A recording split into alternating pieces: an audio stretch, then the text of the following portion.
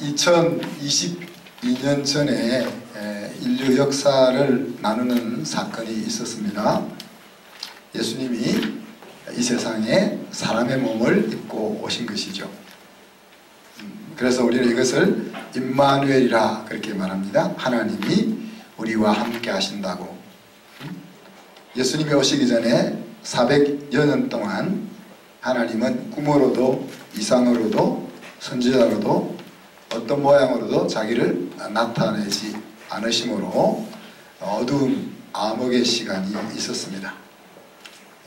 그래서 임마누엘로 오신 예수님의 탄생을 하나님이 자기 백성을 돌아보셨다라는 말로 표현하기도 하는 거죠.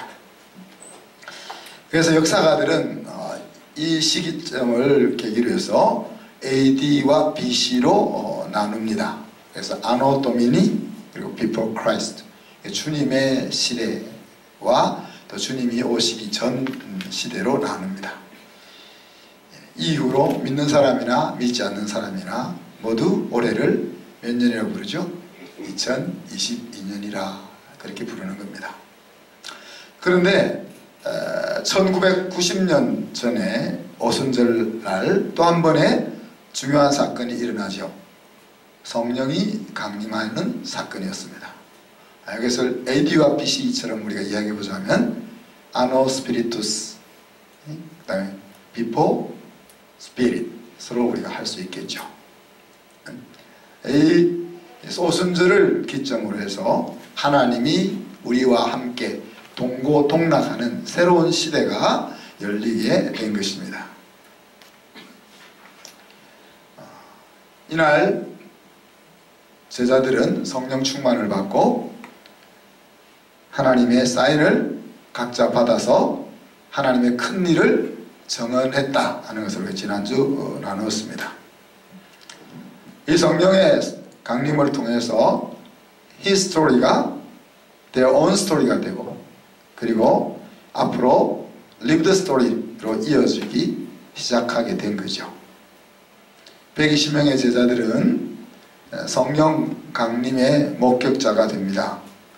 이 성령 강림의 목격자가 됨으로써 그들은 진정한 의미의 부활의 증인이 되는 것입니다. 예수 그리스도의 부활을 40일 동안 목격했지만 그들을 부활의 증인으로 만든 것은 성령의 강림이라는 이야기죠. 그래서 저희가 이제 교회 새로 가족들이 들어올 때 작년부터 우리가 다시 복음으로라는 과정을 만들잖아요. 다시 복음으로라는 그 과정이야말로 my own story를 우리 자신의 이야기를 만드는 작업이다 그렇게 보시면 되겠습니다. 하나님이 하신 일을 목사님의 이야기가 아니라 성경이 말하는 이야기가 아니라 이제 나의 이야기로 만드는 작업을 우리가 같이 해나가는 것입니다. 하나님이 이제 저에게 주신 소명은 땅끝까지 복음을 전하라는 것은 아닙니다. 혜진자매 고개를 까딱까딱 하는데 그럴 줄 알았죠. 그건 아니고 많은 하나님의 양들을 풍성하게 하라 하는 것이 이제 하나님이 저에게 주신 소명입니다. 그래서 제가 전도를 열심히 안 하는 거죠. 하나님께서 보내주신, 그렇지만 하나님께서 보내주신 성도들을 어떻게 하면 해피 석세스 이루게 할 수 있을까? 어떻게 하면 샬롬으로 샬롬 가운데 살아가게 할 수 있을까 하는 것에 제 이제 신경이 이렇게 가 있는 겁니다. 그렇지만 또 하나님이 교회를 개척하게 했으니까, 죽전 땅에 교회를 개척했으니까 양심상 전도는 해야 되잖아요.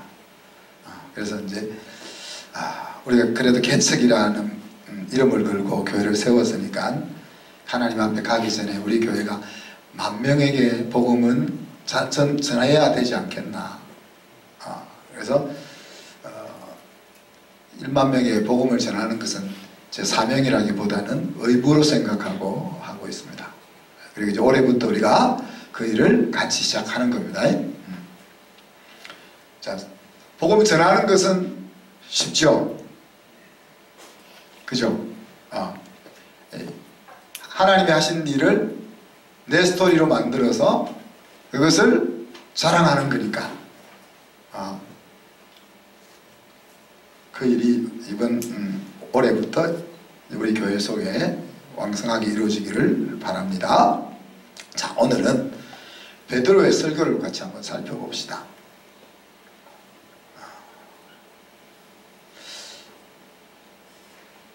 베드로의 설교 속에서 앞으로 우리가 전도해야 될, 전도자로서 갖춰야 될 핵심 메시지가 나오죠. 그것은 예수 그리스도의 십자가 죽음과 부활, 그겁니다. 그래서 우리가 너무 잘 아는 이야기잖아요. 예수님의 십자가 죽음과 부활. 그런데 중요한 것은 예수님의 십자가 죽음과 부활을 어떻게 내 마이 스토리로 만들 것인가 하는 겁니다. 그러니까 설교 속에서 전해지는 십자가와 부활이 아니고, 성경에 기록되어 있는 십자가와 부활이 아니고, 이것이 내 삶 속에서 어떻게 내 이야기가 될 거냐 하는 것들을 오늘 말씀을 통해서 같이 살펴보기로 합니다. 자, 그래서 오늘 이 이슈를 가지고 베드로의 베드로가 전하는 그 방법을 따라가 보면 두 가지 질문에 답을 하면 됩니다. 하나는 누가 예수를 죽였는가 하는 것이고, 또 하나는 누가 예수를 살렸는가 하는 겁니다. 그래서 누가 예수를 죽였는가 하는 부분과 누가 예수를 살렸는가 하는 이 부분에 대한 마이 스토리를 오늘 같이 만들어 볼 수 있기를 바랍니다. 23절 말씀을 보면 그가 하나님께서 정하신 뜻을 따라 미리 아신 대로 내준 바 되었거늘 너희가 법 없는 자들의 손을 빌려 못 박아 죽였으나, 그렇게 이야기합니다. 자, 예수님을 십자가에 못 박아 죽인 사람들은 누구죠? 옆 사람. 빌라도가 죽였죠, 그죠? 빌라도가 죽였고, 또 예수님을 십자가에 못 박자고 사내들인 의회에서 동그라미 표 던졌던 그 국회의원들이 죽였고, 그들을 이렇게 선동했던 유대 종교 지도자들이 죽였고, 또 예수를 십자가에 못 박았소서 라고 외쳤던 예루살렘 군중들이 죽였습니다. 그죠? 근데 오늘 베드로의 설교에서는 당신이 예수님을 죽였어 라고 말하고 있는 거죠. 당신이 예수님을 십자가에 달려 죽였어 라고 선언할 때 아마 제 생각은 그래요. 제가 그렇게 외쳤다면 베드로는 그 당신 속에 자기도 집어넣었으라고 생각합니다. 자기가 예수님을 십자가에 달아서 못을 박지는 않았지만은, 그러나 예수님이 십자가에 달리는 그 자리에 자기가 있었다는 것을 언급하고 있다는 이야기입니다. 그 말은 오늘 이 자리에 앉아서 말씀을 듣고 있는 내가 예수를 죽였다는 이야기입니다. 그래서 제가 아까 이야기한 것처럼 누가 예수를 죽였느냐 이야기할 때 내가 죽였어요 라는 마이 스토리가 써질 수 있느냐 하는 이야기입니다. 오늘 베드로가 그것을 이야기하고 있는 거죠. 우리는 죄와 허물로 죽었던 존재입니다. 그죠? 하나님을 떠난 죄로 죽었고, 하나님 없이 삶으로 살아감으로 말미암아 만들어낸 수많은 허물들, 그것으로 인해서 죽었고, 그래서 그 사망은 우리에게 하나님과 단절을 가져오게 되고, 육체가 이제 얼마 안 있으면 죽는 죽음을 맞이하게 이끌어가고, 육체가 죽는 것으로 끝나는 것이 아니고 둘째 사망이 기다리고 있는 이런 존재가 우리다 하는 이야기죠. 예수님이 십자가에 달려 죽어야만 해결되는 죄, 다른 어떤 것으로도 없이 할 수 없는 범죄 속에 우리가 연루된 것입니다. 법 없이 살 수 있는 성실한 삶을 사는 것으로도 이 문제는 해결될 수가 없는 거죠. 그죠? 나라를 구하는 업적을 쌓아도 그 업적으로 대신할 수 없는 죄입니다. 연약한 사람도 돕고 살리는 선한 일을 아무리 많이 한다고 해도 그것으로 이 죄를 없이 할 수 없고, 고린도서 13장에서 말하는 것처럼 심지어는 내 몸을 불사르게 내어주는 그런 희생을 한다 해도 이 죄로부터, 이 사망으로부터 우리는 자유케 될 수 없는 거죠. 그런데 이런 죄인으로 태어난 우리들이 역사상 최대의 범죄에 연루되는 거죠. 오늘 23절, 36절에 보면 아담이 하나님처럼 되려고 저지른 그 죄로 인해서 모든 사람이 죄인이 되고 말았는데, 그런데 죄인된 우리를 구하기 위해서 사람의 몸을 입고 이 땅에 온 예수 그리스도를 도리어 십자가에 달아 죽이는 그 사건의 연루가 된 것입니다. 그래서 어떻게 보면 인류가 죄인으로서 저지를 수 있는 가장 심각한 범죄가 예수 그리스도를 십자가에 달아 죽이는 그 일인데, 그 일이 내가 했다라고 오늘 베드로가 지적하고 있는 것입니다. 50일 전에 그 군중들은 예수를 십자가에 못 박으소서라고 외쳤던 군중들입니다. 베드로가 나는 아니야, 나는 예수를 몰라, 나는 예수와 한패가 아니야 라고 변명했던 사람들이 섞여있는 그 군중들입니다. 예수님과 어떻게든 엮이지 않으려고 얼굴 보기를 피하고 살았던, 피하여 다녔던 그 사람들이 오늘 이 앞에 앉아 있는 거죠.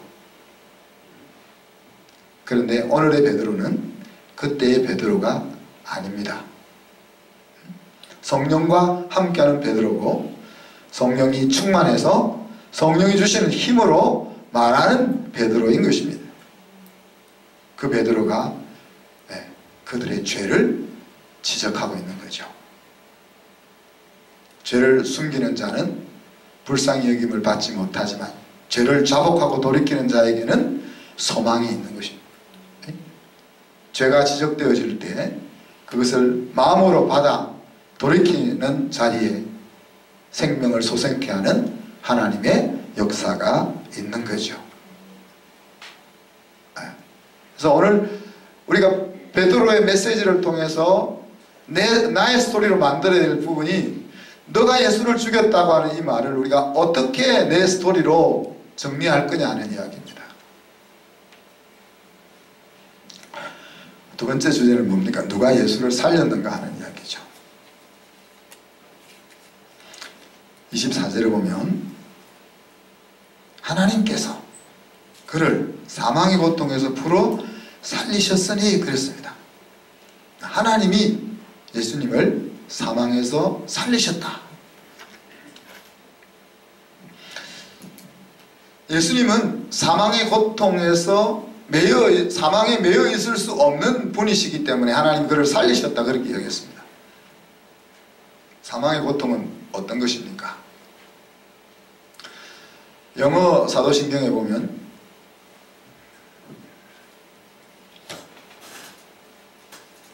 또 영어가 없네요, 여기는. 영어 사도신경에 보면 십자가에 못 박혀 죽으시고 지옥으로 내려가셨다가 그것이 들어가 있습니다. 무슨 말입니까? 그냥 하나님이 죽을 수밖에 없는 우리들을 살리기 위해서 하나의 플랜을 짜서 넌 죽어 있다가 내가 3일 있으면 살려줄게, 이런 이야기 아니라는 이야기죠. 정말 하나님을 반역한 그 죄로 인해서 사망의 고통을 우리가 받아야 되는데, 그 사망의 고통을 다르게 이제 지옥의 고통이라고 이야기하잖아요. 그 지옥의 고통을 예수님이 3일 동안 지옥에서 겪었다는 이야기입니다. 그곳은 예수님이 있어야 될 자리가 아니지만, 우리가 가야 될 자리지만, 우리를 보내지 않기 위해서 예수님이 그곳에 가서 친히 우리가 겪어야 될 그 지옥의 고통을 겪었다는 이야기죠. 그 지옥의 고통으로부터 그를 자유케 하는, 그것이 이제 예수님을 다시 죽음에서 일으켜낸 사건으로 설명을 하고 있습니다. 자, 그런데 여기서 끝나는 것이 아니고 36절에 보면, 그런즉 이스라엘 온 집은 확실히 알지니 너희가 십자가에 못 박은 이 예수를 하나님이 주와 그리스도가 되게 하셨느니라. 단지 지옥의 고통에서 해방시킨 것으로 끝난 것이 아니라 그를 우리의 주와 그리스도가 되게 하셨다 하는 이야기입니다. 내가 너희들로 분명하게 알게 하는데, 하나님이 예수 그리스도를 너희들의 주인과 구세주가 되게 하셨다 이야기하죠. 그리고 이제 우리는 32절에 보면 부활의 증인이다 그렇게 이야기합니다. 자, 그래서 오늘 하나님이 예수 그리스도를 살리셨다 하는 이것이 내 스토리가 되기 위해서는 예수님이 내 인생의 구세주이냐 하는 것과 예수님이 내 인생의 주인이냐 하는 이 부분이 정리가 되어야 되는 거죠. 구세주라는 말은 우리가 안고 있는 딜레마, 우리가 빠져있는 그 구덩이에서 벗어나게 해주는 분이라는 이야기잖아요.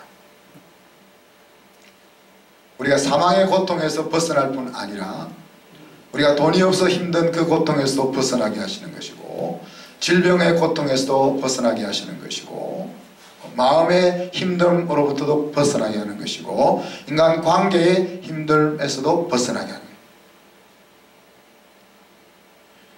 그래서 하나님이 예수님을 모든 인류가 겪고 있는 그 연약함과 죄악의 구세주가 되게 하셨는데, 그는 히스토리인 거죠. 히스토리인데 그것이 마이 스토리냐 하는 이야기입니다.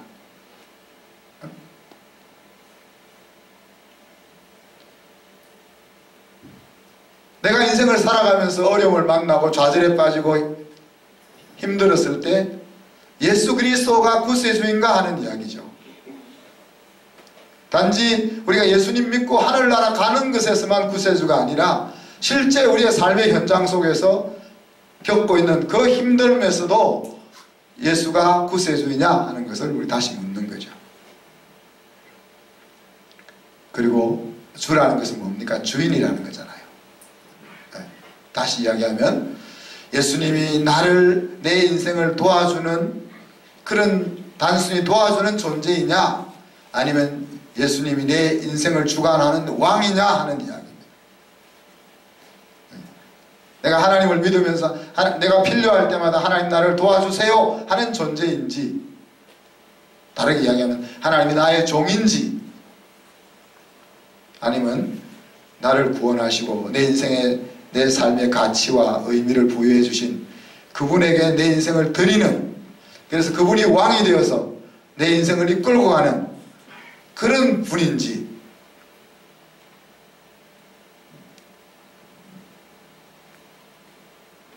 거기에 대한 정리가 되어야 된다.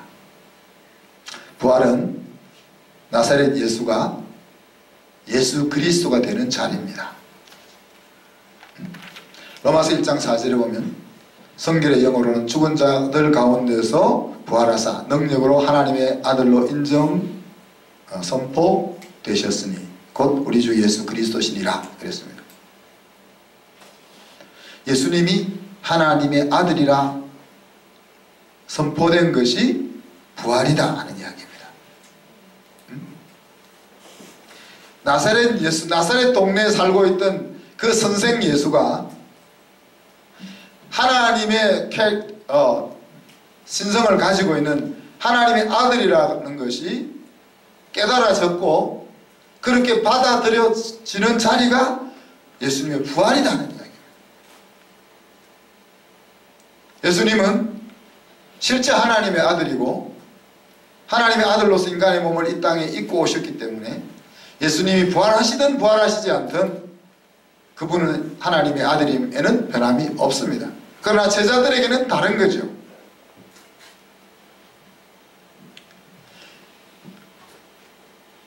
부활을 통해서 예수님의 이야기가 자기들의 이야기가 되었다는 이야기입니다.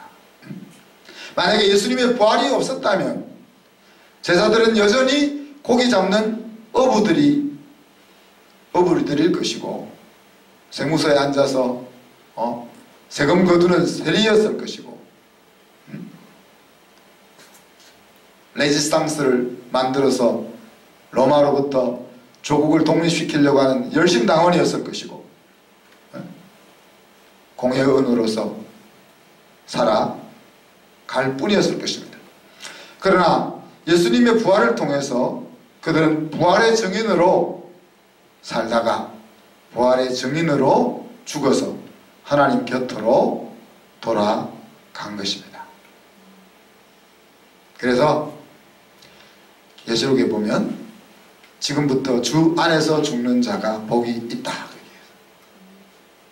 우리는 그렇게 자다가 잠자는 듯 주님 곁에 갔으면 좋겠다. 우리 아버님이 그렇게 가셨어요.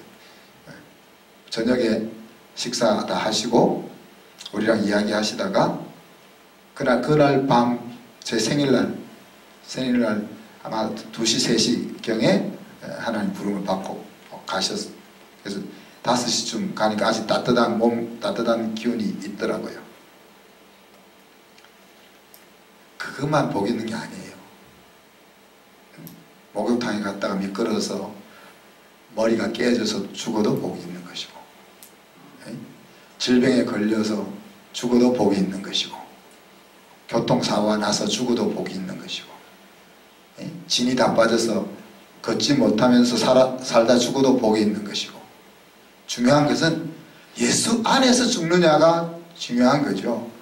부활하신 예수와 함께 살다가 부활하신 예수에 대한 믿음을 잃지 않고 주님 앞에서 눈을 뜨는 것이 복이 있는 것이죠. 어떻게 죽느냐?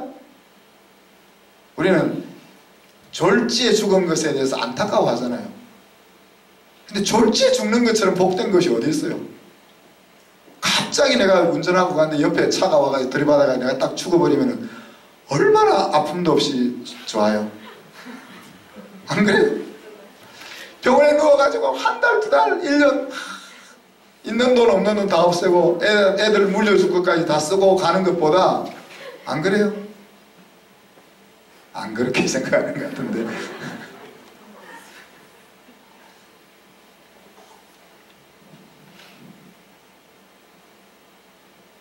부활하신 예수님의 약속을 마음으로 받은 120명의 제자들이 성령을 받고 예수의 스토리를 전함으로써 신약교회가 출발하게 된 것 아닙니까? 그래서 이 예수님이 부활하신 부활절날, 또 특별히 이 오순절날, 그날은 유대인들에게는 유월절과 같은 날인 거죠. 그죠? 우리의 부활절은, 우리의 오순절은 유대인에게 유월절과 같은, 이스라엘이 존재하는 날인 것처럼 우리의 아이덴티티가 있는 날이 오순절이고 부활절이라는 이야기죠. 그래서 우리가 잊지 말아야 될 것은 부활하신 주님과 우리가 성령으로 함께 살아가고 있다. 지금 그걸 절대 잊지 말아야 되는 거죠. 자, 부활하신 예수님과 함께 동행하며 살아야 된다, 그렇게 이야기하는데, 그냥 쉽게 이야기하면 부활하신 예수님과 함께 사는 것이 우리 마음속에 내주하고 계신 그 성령과 동행하며 사는 것과 같다, 그렇게 생각하면 그냥 간단합니다. 예수님이 부활하셔서 하나님 보좌 우편으로 가셨고, 지금도 우리의 변호사가 되셔서 우리의 편으로 하나님 앞에 간구하신다 그랬잖아요.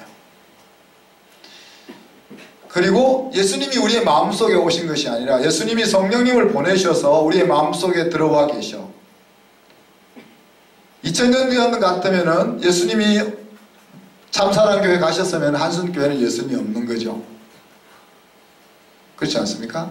그러나 오늘은 참사랑교회도 계시고 한순교회도 계신 거죠. 성령으로. 우리가 믿을 때 성령을 받음으로 예수님이 하신 말씀이 생각나게 하고 예수님이 하신 말씀을 내가 마음으로 내 것으로 받아들이게 하고 또 그렇게 살아갈 수 있는 마음을 주시고 또 그렇게 살아갈 수 있는 능력을 주시는, 그래서 우리가 우리 속에 내주하고 계신 성령에 민감하게, 그 소리에 민감하게 동행하며 살아가는 것이 부활하신 예수님과 함께 사는 삶이다. 그렇게 정의할 수도 있다는 이야기입니다. 다윗은 오늘 누가가 뚱딴지 같이 다윗을 잠깐 소개하고 있습니다. 다윗에 대한 하나님의 평가는 하나님의 마음에 합한 왕이죠. 그죠? 그리고 하나님은 다윗을 예수 그리스도의 육신의 계보에 올려놓았습니다. 그래서 우리가 그것을 톨레도스라고 부르죠. 노아, 아담, 노아, 아브라함, 다윗, 예수 그리스도. 네. 그리고 그 예수 그리스도로 이어지는 그 계보가 톨레도시 저와 여러분에게까지 성령으로 와 있는 겁니다. 그래서 자, 그런데 이 다윗이 예수님에 대한 신앙이 있었다라고 누가가 지금 이야기합니다. 25절에 보면 다윗이 그를 가리켜 이르되 내가 항상 내 앞에 계신 주를 배웠으며 나로 요동하지 않게 하기 위하여 그가 내 우편에 계시도다 그랬는데, 그래서 시편 16편 말씀입니다. 시편 16편 말씀에 보면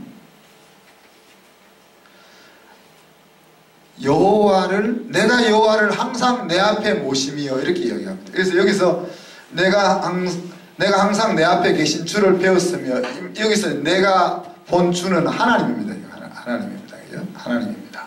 근데 그 하나님을 자기가 항상 하나님 앞에서 살아간다는 거잖아요. 그죠? 그리고 그 하나님이 자기를 인생의 역경 가운데 흔들리거나 무너지게 하지 않기 위해서 항상 하나님이 다윗의 우편에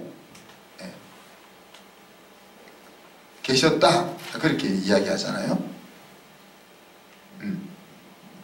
그런데 오늘 누가는 이 본문을 해석을 30절에 가보면 이렇게 하죠. 그는 선지자라 하나님이 이미 맹세하사 그 자손 중에서 한 사람을 그 위에 앉게 하리라 하심을 알고 미리 본고로 그리스도의 부활을 말하되 그가 음부의 버림이 되지 않고 그의 육신이 썩음을 당하지 아니하리라 하시리라 하더니 그렇게 이야기했습니다. 그러니까 다윗이 예수 그리스도를 보지 못했지만은 그러나 오실 그리스도에 대해서 하나님과의 만남 가운데서 미리 보았다는 이야기입니다. 미리 보았다는 이야기. 어떻게 보았는지는 우리가 알 수 없지만, 그죠?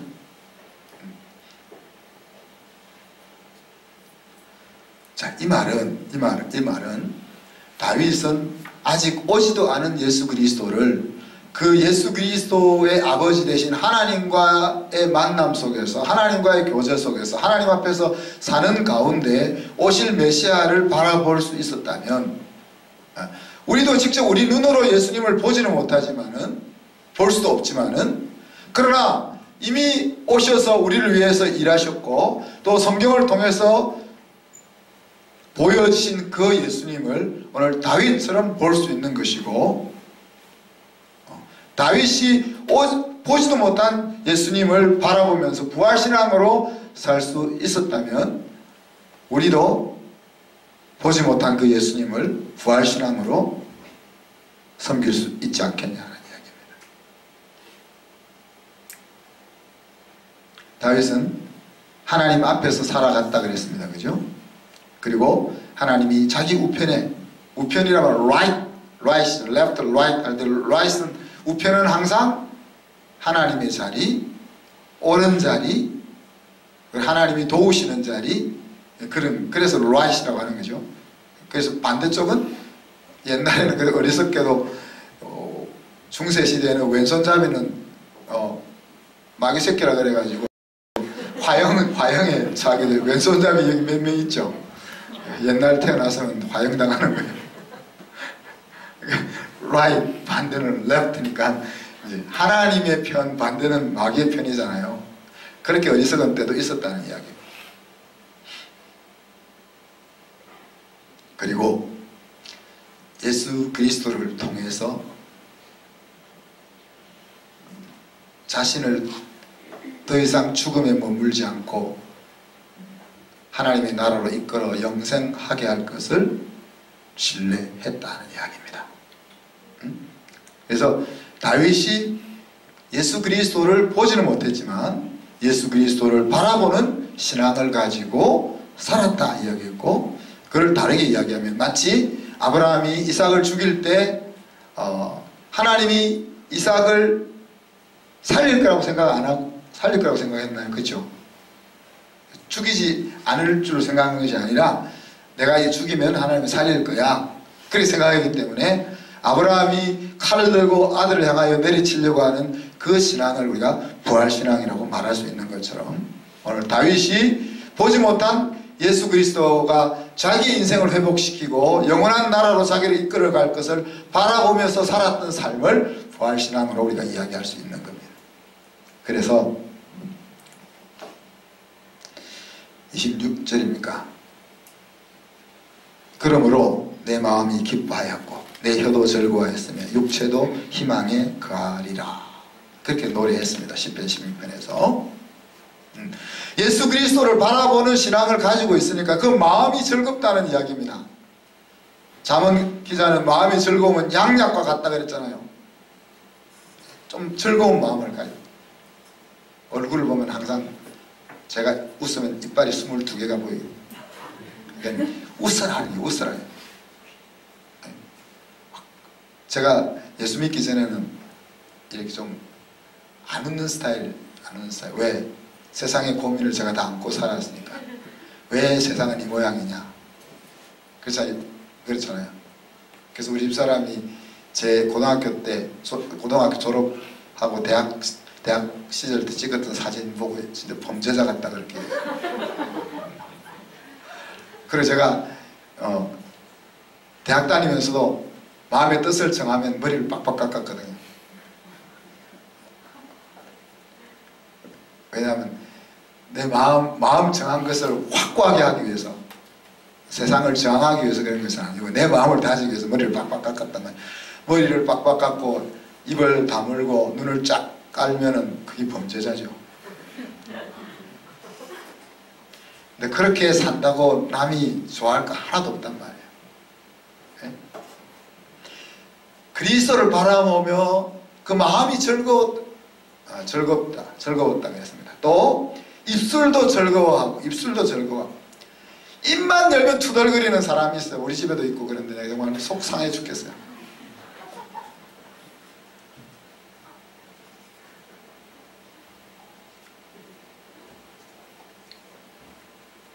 어떤 사람은 이렇게 이야기합니다. 부정적으로 이야기하는 사람하고는 만나지도 마라.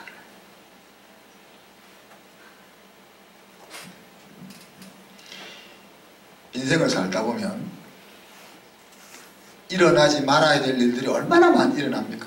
제가 우리 아이들 실수하면 야단치지만은 저는 아직도 실수하잖아요. 아직도 사기당하거든요. 이 나이가 돼서. 말을 제가 안 해서 그렇지.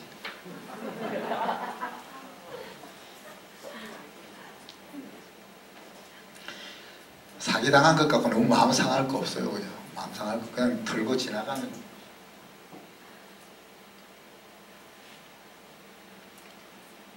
입술을 가지고 자꾸 안 되는 일만 이야기하고, 부정적인 이야기만 이야기하고, 짜증만 내고 원망하고. 다윗이 안 그랬다는 거죠. 입술로도 즐거워했다는 거예요. 내가 우리 방송국 다 없애버렸으면 좋겠어요. 방송국 예를 들어서 대구에 어떤 집에 불 나가 사람 죽은 거, 그게 뭘 중요한 일이에요.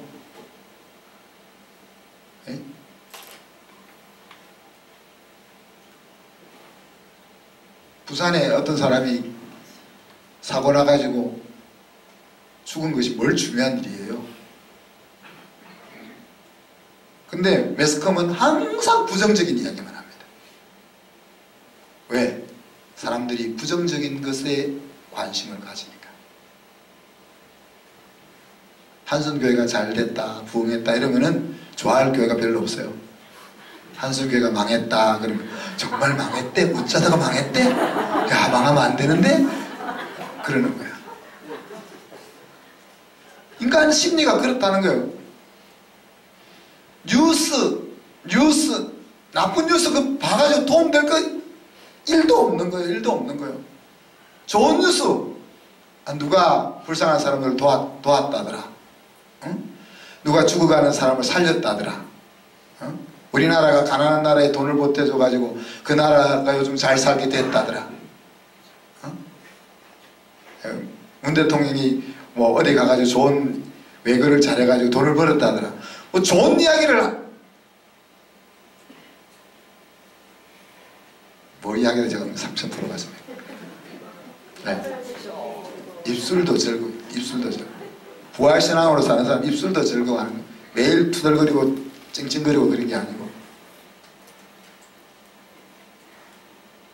그리고 육체는 안전할 것이다 그랬습니다.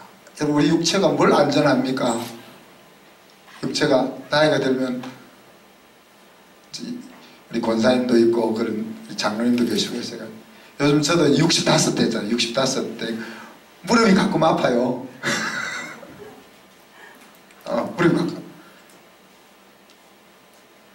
육체는, 그 사람은 시간이 지나면 날로 후퇴하잖아요. 근데 어떻게 육체가, 부활신앙으로 예수를 바라보니까 다윗은 육체가 안전할 거다 그렇게 이야기하는 거예요. 부활의 소망이 있으니까. 그죠? 부활의 소망이 있으니까. 둘째 사망으로부터 자유하잖아요. 하나님을 아니까. 죽는 것으로, 하나님을 모르면 죽는 것으로도 끝이 아니고 죽고 나면 어디 영원한 고통 속으로 들어가야 되는 둘째 사망이 있는데 그것으로부터 자유하잖아요. 응? 그러니 죽음은 천국에 대한 소망이 되는 거잖아요. 그래서 우리가 안 믿는 사람들은 장례 마지막 예배를 발인 예배라 그러잖아요. 발인 예배라 그러는데 그 발인이라는 말이 안 좋은 말이잖아요. 그래서 우리가 믿는 사람들은 천국 환송 예배라 그렇게 부르는데 그것보다 더 좋은 말이 있어요. 천국 입성 예배. 환송은 좀 슬프잖아. 환송은 떠나 보내는 건 슬프잖아요. 근데 이제 내 할 일 다 끝나고 난 천국으로 들어가! 이런 거, 이게 좀 얼마나 더 멋있습니까? 그래서 제가 좀 준비하려고 그래요. 제가 죽었을 때 터를 찬송가하고 제가 죽었을 때 터를 설교 녹음 딱 해놨다가 내가 죽으면 이거를 털어라 딱 그러려고. 우리 집사람이 항상 제가 먼저 가는 거로 지금 계획을 짜고 있기 때문에.